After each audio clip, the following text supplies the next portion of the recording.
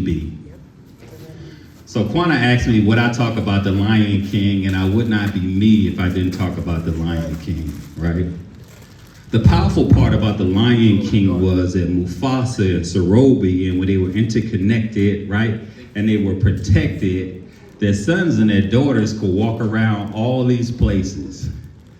But there were some places where the father, despite how powerful he was, says don't go there. And that place was called an elephant graveyard. I want you to hold on for that one thing, because even as an adult, I have to identify what is my elephant graveyard. Meaning the people, the places, and the things that pose danger to the success I'm promised. Promise, right? I'm promised that if I operate at my highest self, then I will be greater than where I was at the moment before. But even though young Simba or the young person inside of me knows, hey, I am powerful. My daddy is powerful. We live in this majestic place. Somehow, sometimes, for the old lion and young lion, we go to the elephant graveyard. I would ask you to think about, what is a place? What are the people?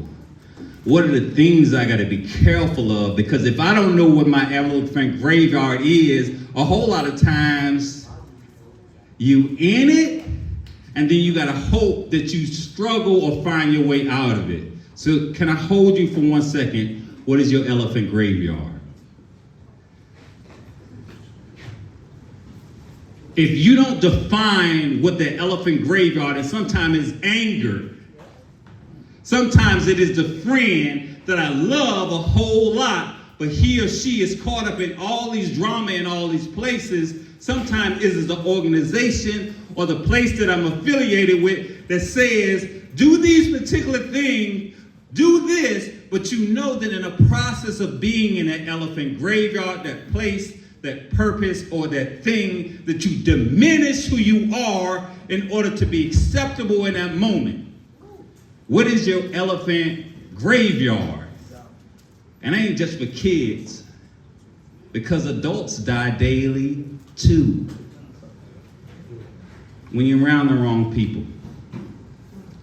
when you're drinking the stuff that you shouldn't be drinking, when you're smoking the stuff you shouldn't be smoking, or you engage in a relationship that you shouldn't be engaged with, what is your elephant graveyard?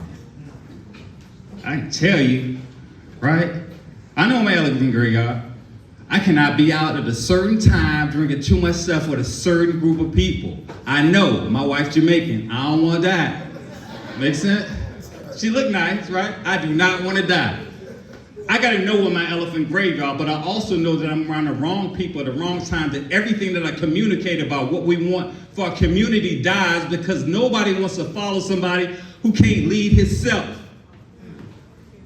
What is your elephant graveyard? And as an adult, I have to face that, because I cannot create a place for Mason, for Malia, for Michaela, and for the community that I want if I don't lead myself. I have to know what are my strengths, but also my weaknesses. What is your elephant graveyard? And be wise enough to avoid it. See, the problem that Simba had was he thought he was bigger and badder than the complexity of the elephant graveyard, but dead places stay dead.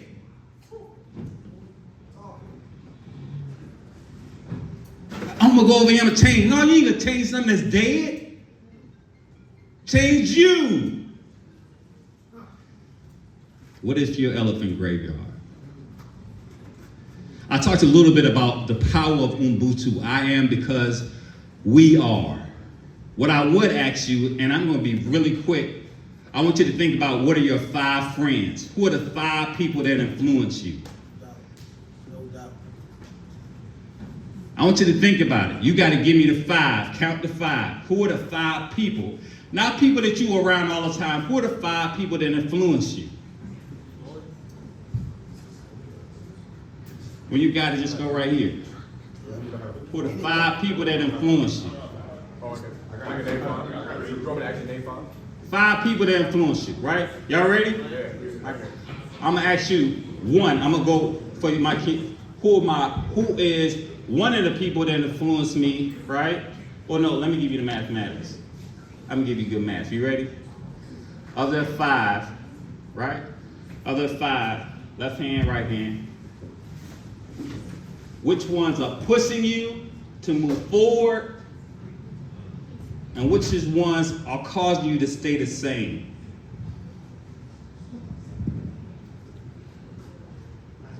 Y'all ready? Which ones are pushing you to move forward? Which ones are causing you to stay the same, right? Give me your number, right? I can go through and I can give you my number. Y'all ready? Now, right? Yes. You ready? My number 4. 4 positive, 1 person, my 4. I ain't quite ready to let that relationship go, right? That's 4. Do me a favor, everybody in the room, right? Show me your ratio, right? Positive to negative, right? Positive, not negative in a sense, but that person's not forcing you to become, or those people are not forcing you to become the next best you, right? What he's saying is, the total number is 5. Yeah. Out of those 5, how many positive, how many not so much, or how many pushing you and influencing you positively or negatively? So everybody, this is a collective thing, right? I'm 45. I'm old enough to ask you to do something that's for you. What is your number? I'm asking everybody, what's your number? Just with your hands, you can just go through a show. You got 3? All right. He all. 4, 1. 3, 2. 4, 1. I don't see no adults in the back, okay? 3, 2. 5. Okay, 5, 2. Hold on. How you get 7? What you get 7?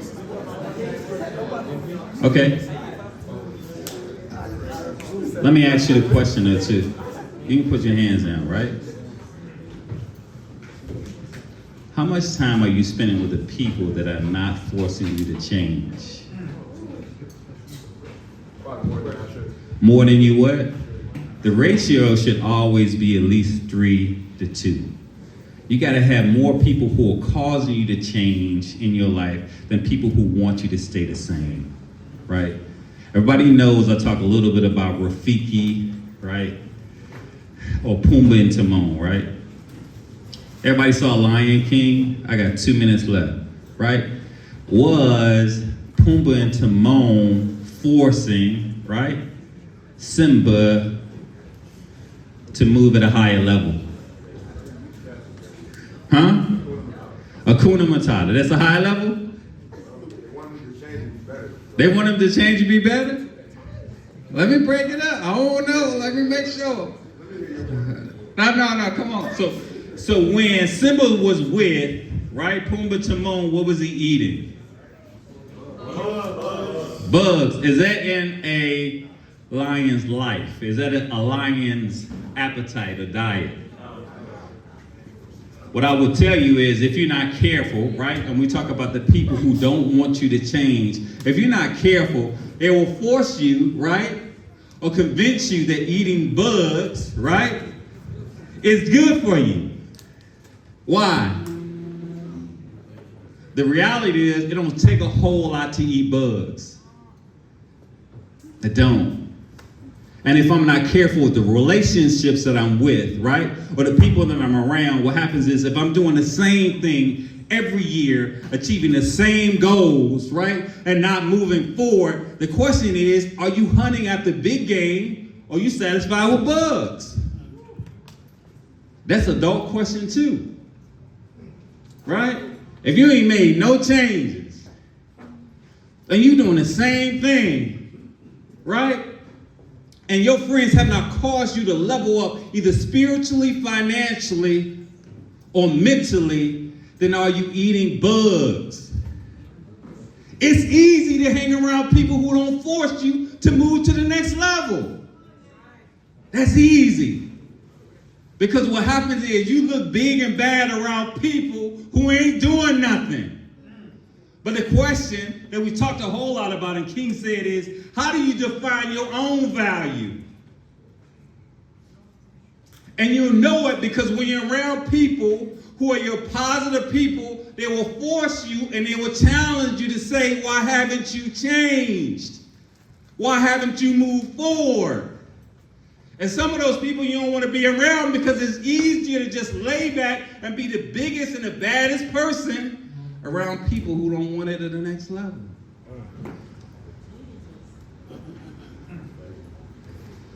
In the movie Lion King, we have a young Nala who comes, right? And that's a powerful queen. I could break that. If you're around, I say it's a powerful queen for me, but it's really the powerful person who wants change, to depending on who you are. When you're around the right person, what they do is they see in you what is necessary to break certain systemic changes. And they ask you, why haven't you come? Why ain't you going back and taking over this particular part of your neighborhood? Well, aren't you engaging with the young kings who look like you? And the challenge is, if you don't have enough knowledge in your circle, then what happens is the community will continue to fail. Our society is very strategic in the messages that it gives. That's why if you pay attention to radio frequencies, right? I got the blizzy, right? Right? Why? Because if I force you to hunt after your own and to think less of yourself, then when you think about all of these particular things, you're less likely to go through and walk and conduct yourself as a king and create neighborhoods of peace. But I'm not around the right people. If I'm not around the wrong people, right? Around the right people, and what I'll do is I'll play like I'm a lion, right? But I'll be lying on myself. My challenge for you is, right? Who do you say you want to be? Right? And does your hunt align to it? Make any sense? Does your hunt align to where you say you want to be? Does your day-to-day execution and practices align to where you say you want to go? Or are you cool with just lying about who you want to be? Simba and us always have to face the same thing, right? All of us go through hurt. All of us have taken some form of loss. But will you raise up and become the person who you needed when you were younger? That was a tragedy. It was a situation with Simba. Rafiki said, look in the water. When he looked into the water, he saw his daddy, right? But really, he saw himself as a person who he could become. But until he faces, or we face the things that we struggled in and let go of the people who are not forcing us to change, we will always have the communities that we have. Change requires sacrifice. It requires conflict. And it requires a lion.